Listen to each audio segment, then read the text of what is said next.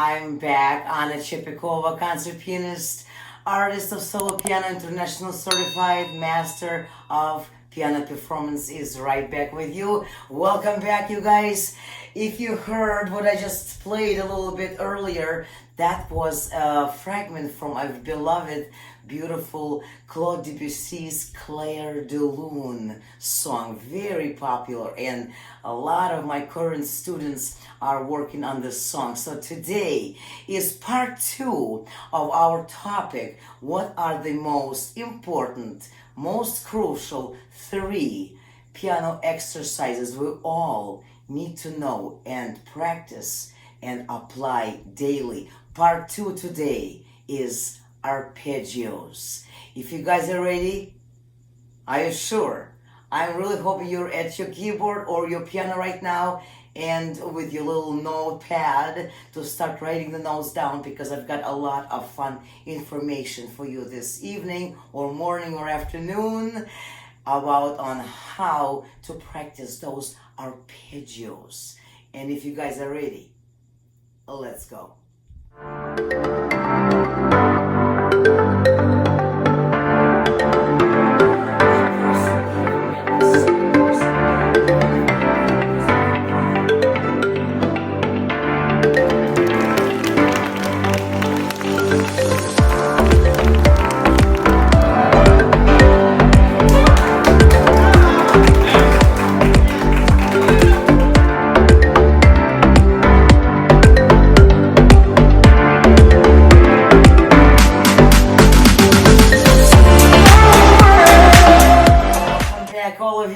If you're new to my channel, please do subscribe, like, share, and do leave a comment with any of your suggestions and or comments on today's topic.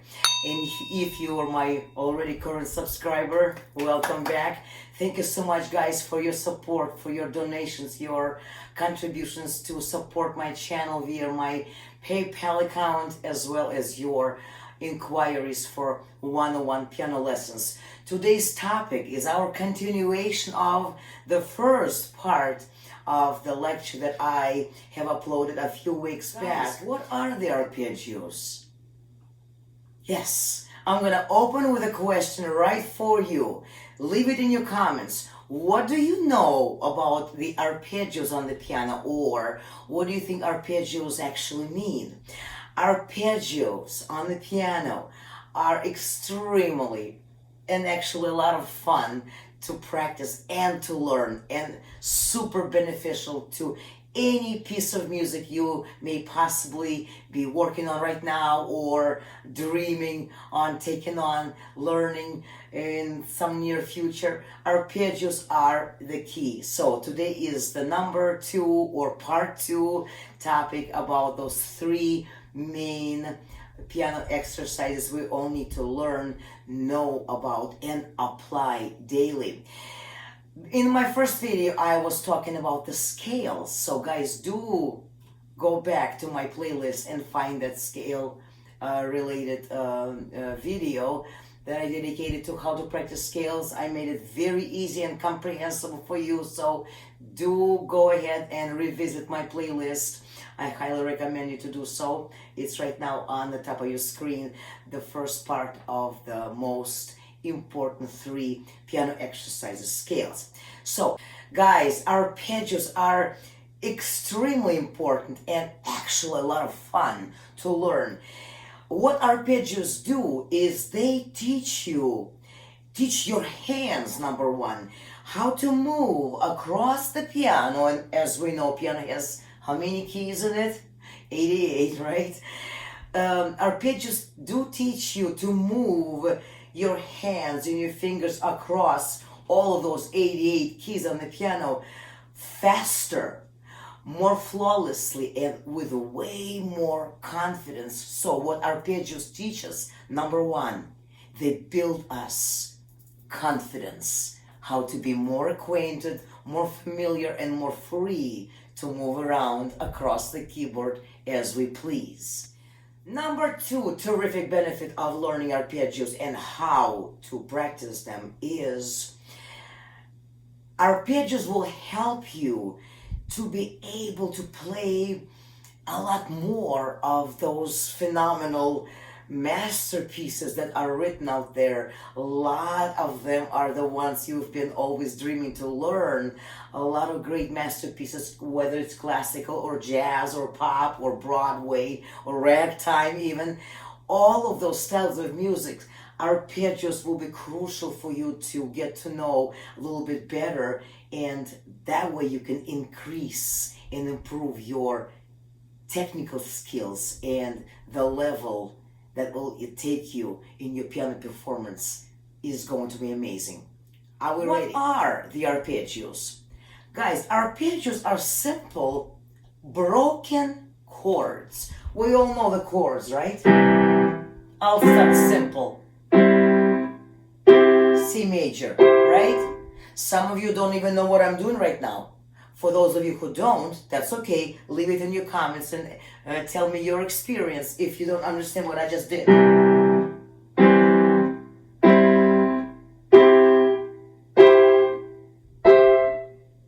Okay? I just took one of the simplest, of course, just for starters, for the beginners, and intermediate and advanced. It doesn't matter what level you're at.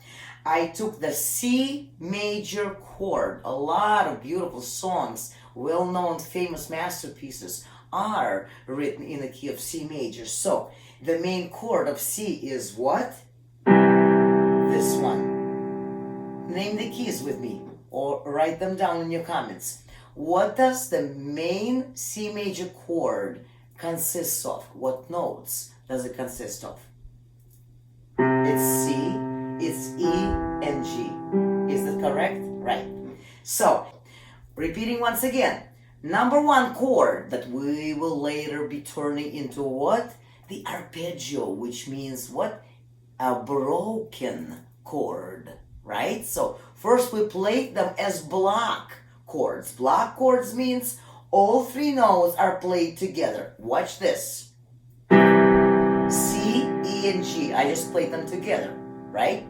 That's all I'm dealing with right now, with three notes, C, E, and G.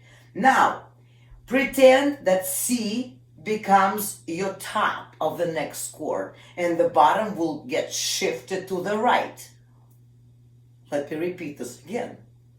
If we first had C, E, and G, let's start that same very chord that consists of the same very three keys, which are what? C, E, and G. But this time we were gonna start the chord with the bottom note being the second one, the E. It will become E, G, and the third one is C. So in other words, what was previously a bottom note, C, becomes your top note. So what I just did was, that is called an inversion. An inversion of that first C major chord. Once we get to know the three main notes that each chord consists of, in this particular example that was C, E, and G, the inversion of that chord would be what? E, G, C, and inversion number 3 is G, C, E. What are we going to do next? You got it. We're going to break them up or roll them up. We'll turn the block chords, block meaning when we play all three notes at the same time, just like that. We're going to arpeggio them. We're going to break them up and play them separately, one note at a time. In fact, you know what? Arpeggios are simply broken chords, and in classical piano as well as in popular or jazz improvisation piano technique, those chords are lots of times, I would say majority of times, are played over a larger, way longer, larger part of the piano keyboard that we're playing, right? So, and just in case you guys are interested in a little bit of history of the word arpeggio, our word arpeggio comes to us from Italian language. No surprise there, right? Italian language from the word harp, In Italian language, it sounds like arpa. So, arpeggios are a harp. So, what do we do? How do we practice those arpeggios on the piano to make it sound like a harp? So guys, before we dive really deeply into that subject of how to practice those arpeggios, and I promise you will be so fun and so simple for you.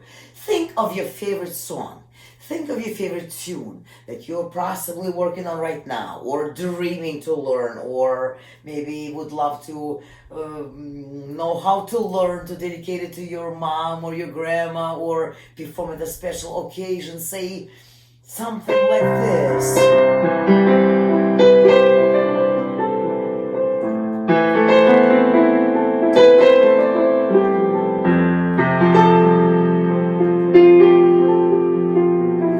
In your comments, what song is this? Are you recognizing?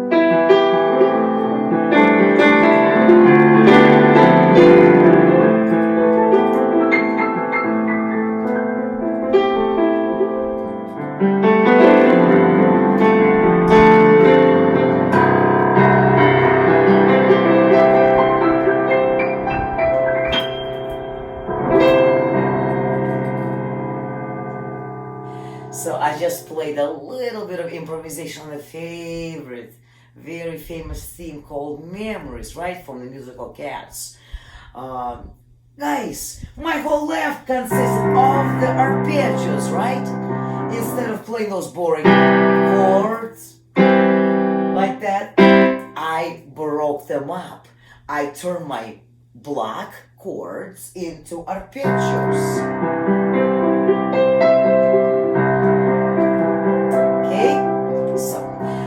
Let's just start very easy to get right down to business. C major scale. Say you're playing the song that is written in C major.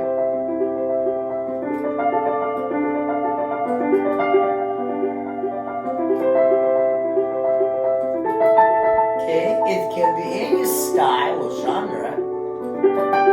That's classical from Bach. And so on. Or say you play Beatles, Let It Be.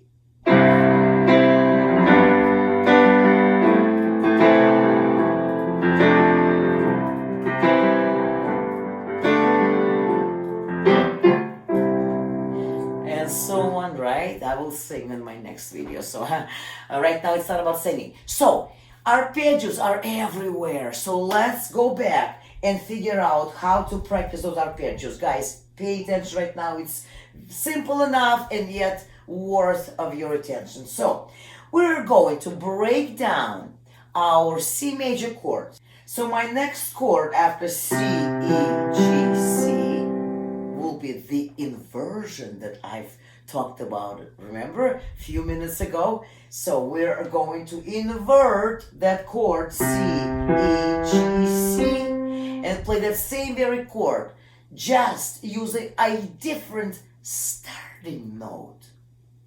A different starting note. I'm making a long pause here on purpose. Let it absorb, you guys. So, hope you're at your keyboard right now, or just listening very carefully. C, E, G, C. Then I will play that same very chord. Only 3 notes involved, C, E, and G. Starting with an E, but using same exact notes. What chords are we gonna get? We're gonna get E, G, C, E. And do we have left one more inversion? Yes, we do. And that inversion is G, C, E, G. So the top and the bottom are an octave. C to C, C, E, G, C. Next one. E to E, E, G, C, E. And finally the third inversion is G, C, E, G. G, C, E, G. And there you have it. These are your arpeggios. Check this out. I'm gonna take my hand separately first. What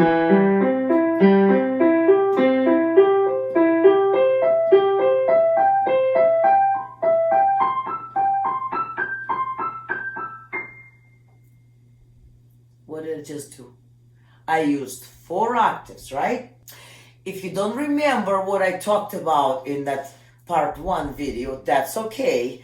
That's why you can always go back to my playlist and rewind it. And guys, there are a lot of golden nuggets in every one of those videos, so I do encourage you to go over my playlist and watch them over and over again to pick up on those golden nuggets. So what was I emphasizing in that first part of the lecture about the most important 3 piano exercises?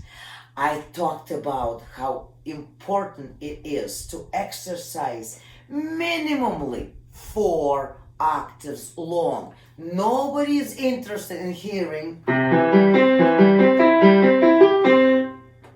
and then you're done. Question: do you succeed? What did you achieve doing this for like a second and a half, right? What kind of methods of technique did you use? What did you do to improve your velocity level, or your flexibility in your fingers level, or your articulation? You can't if you do it for 1.5 seconds. So do go back, guys, and look at my part 1 video regarding the scales, that only 4 octaves minimum is our goal to practice. So going back to arpeggios, as I mentioned to you, you just play 3 inversions: 1, C to C, E to E, and finally G to G.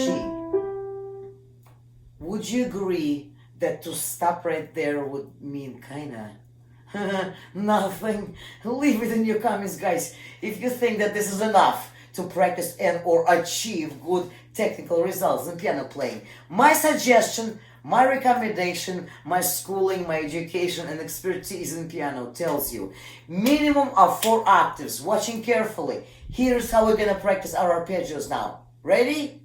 Watching carefully. Repeat after me. If not at the same time, rewind the video and do it at a later time at your convenience. Okay, watch. C, just with one hand for right now. C, E, G, C, E, G, C, E, G, C, E, G. That's it. The rest is the same. Just counting octaves now, right? Octave 3. And octave 4. Now, how do we end it? How do we round it up to make it sound more logical? I suggest we go 1, 2, 3 notes, back up 1, and the top 1, and going down, same notes.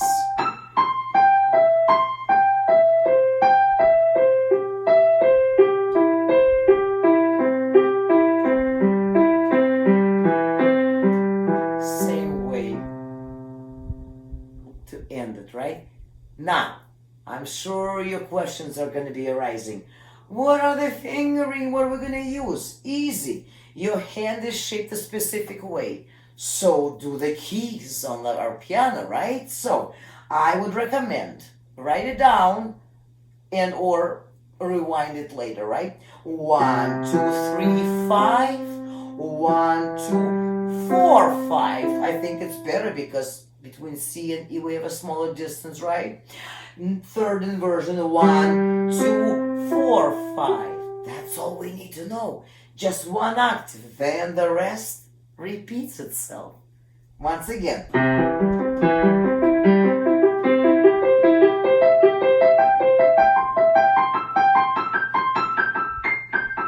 And going down. Same 4 octaves.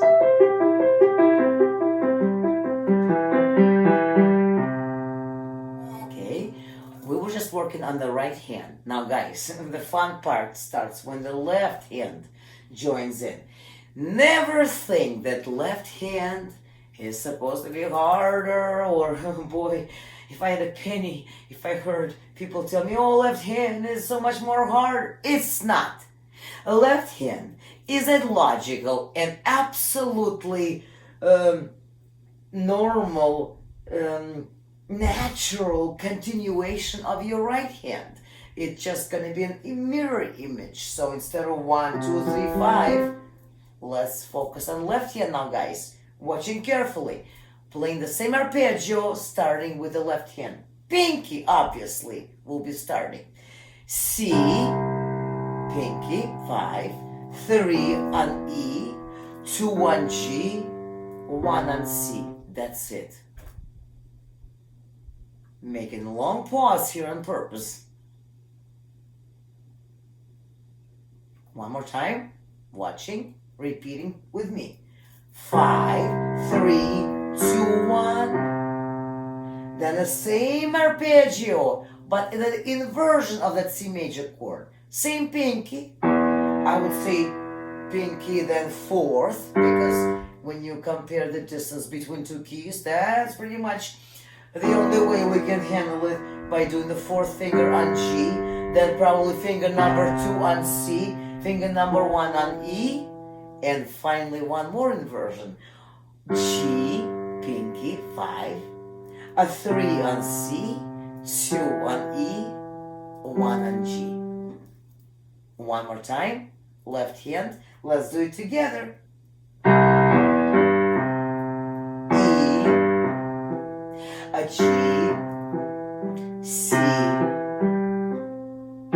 E, G, C, and so on. As long as we guys can teach ourselves to play the arpeggios and or scales and then the chords that I will be talking about in my lecture number 3 coming up, we are golden, because that's the minimum we can do. You don't want to play like this and just stop. What did you just train? I'd say 0.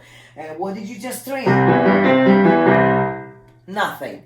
What do you train yourself is when you play those arpeggios that I just introduced you to along the 4 octaves, because 4 octaves have a meter to it. Want to see what meter works like? Actually, metronome works out really good in this situation. So here come those 4 octaves, guys, which is minimum. Remember, 4 octaves minimum when we practice our scales and or arpeggios and or chords.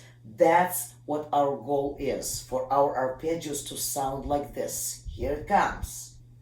Octave 1, octave 2, octave 3, and octave 4. A little loop at the end, and we're going down. Same exact keys.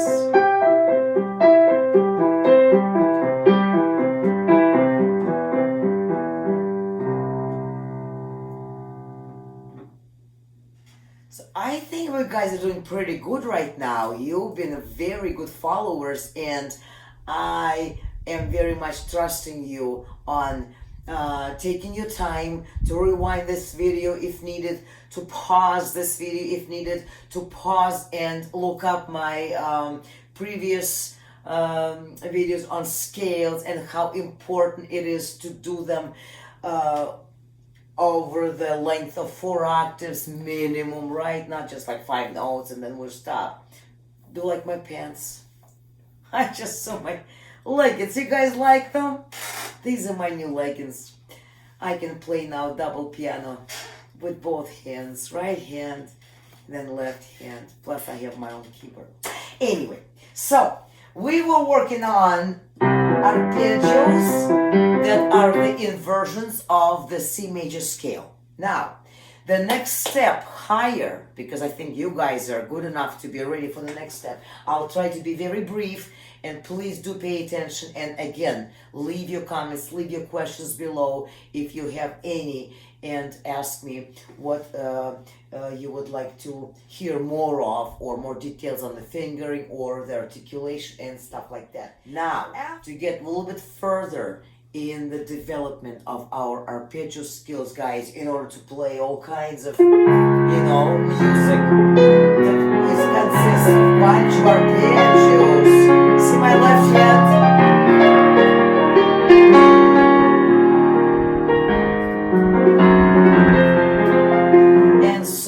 So arpeggios are so important. Let's just move a little further, one step up. If you guys are clear, if you're not, leave it in your comments and tell me what you're missing, or share your experience with others. Guys, it's so incredibly tremendous to watch your remarks and read the comments, how you guys support one another and exchange with your own experiences in piano in your comments below this video. It makes a humongous difference. So please do ask me questions. If you want some challenge, I'm all for it.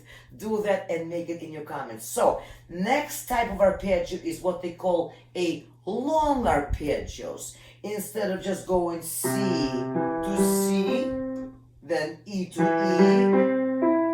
then G to G, what we're gonna do now is to prolong the each one. C with tucking under our thumb, just like this, under our hand. That is a little tricky, however, it's kind of fun. As long as we know that the less movement we make with our elbows or shoulders, or, you know, the less weird or jerky our arpeggios will sound. So the trick and the method to make that happen is, watch my hand, C, E, G. Now watch the movement on my hand. While I'm holding down the G, I'm moving my hand a little bit. Watch again. C, E, G. My wrist is going kind of in this direction. If there was an arrow I could draw, the arrow would look like this. You see what I'm saying? C, E, G, then again C, E, G, C, E, G, C, G, and down.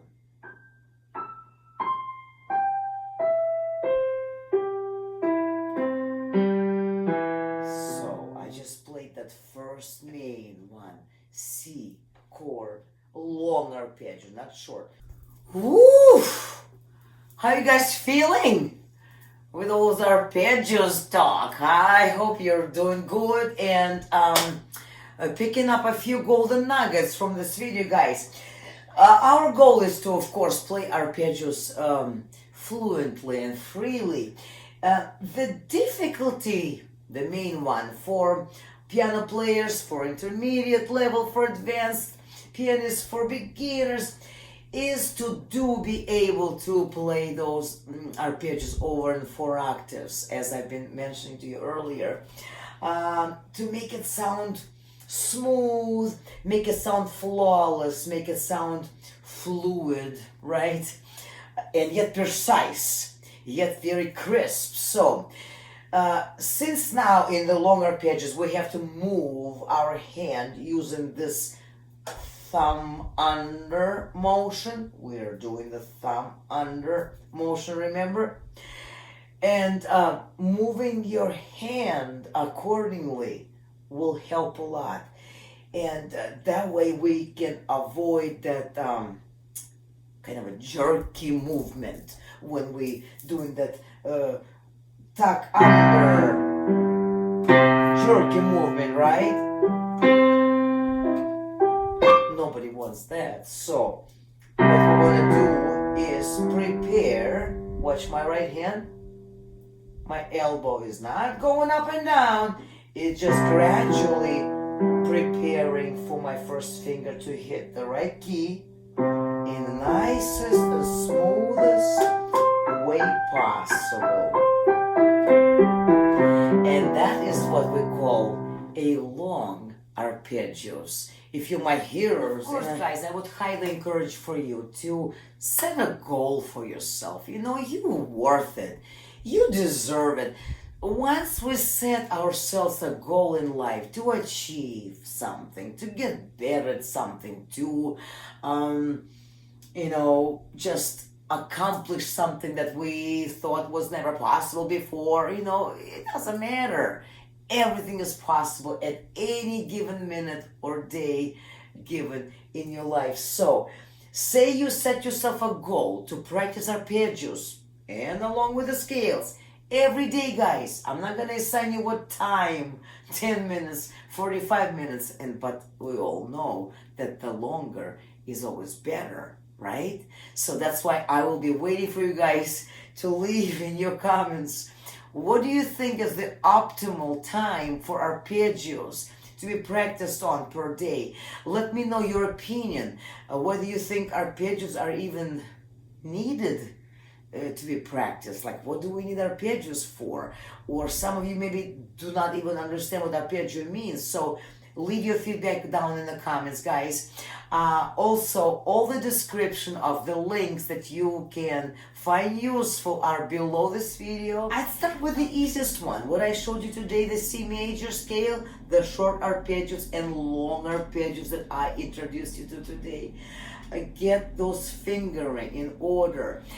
If you have to, name those fingers numbers you are actually playing out loud. Like, say left hand, you say the fingers numbers. 5, 3, 2, 1, 3, 2, 1. It's like a poem, isn't it? After 5 seconds, anybody can memorize that. 5, 3, 2, 1, 3, 2, 1, 3, 2, 1, 3, 2, 1. It sounds ridiculously simple, but we all have to make that commitment to actually get our butts on that piano bench tonight, this morning, this afternoon, and start practicing, start achieving, not just keep on dreaming, keep on wishing or hoping that one day or someday something will miraculously happen. It will not.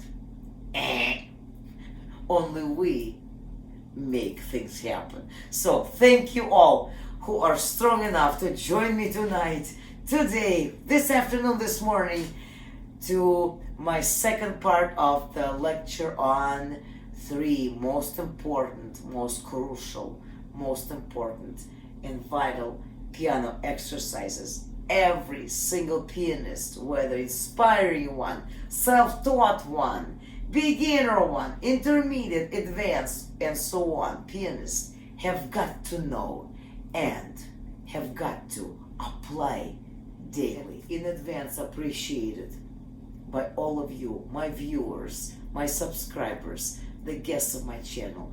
Please do help one another by sharing this content, by clicking that like button, by subscribing, by sharing and leaving your comment. Thank you guys so much, and those of you who are contributing in order to help to support this channel via my PayPal, the link is below.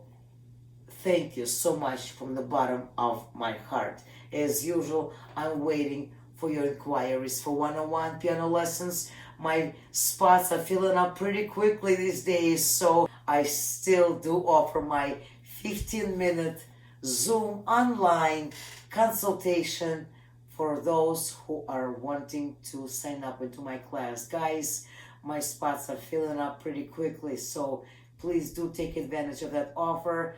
www.annachepikovapiano.com. Send me an inquiry and you'll receive a 15-minute Zoom online consultation for free, and we'll take it from there. Thank you all who joined us today, guys. Welcome to my new guests. Do make sure to subscribe, click that notification bell, leave a comment, click a like, and I cannot wait to see you at my next video. It will be part 3, how to practice chords. You better get ready. Alright, thank you so much for watching, guys. Have a wonderful day, everyone, and make it a musical one.